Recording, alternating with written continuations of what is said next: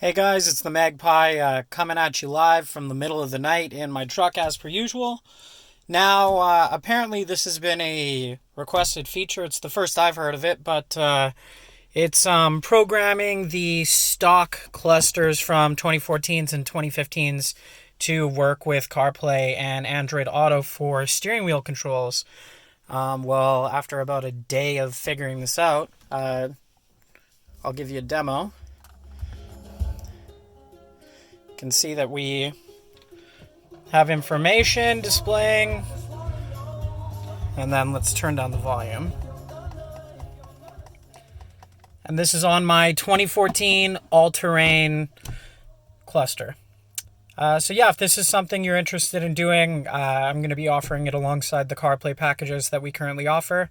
And yeah, visit coastalflash.com for any HMI upgrades, cluster programming, rear camera in motion. Anything that you can think of, we can do. Thanks. See you later.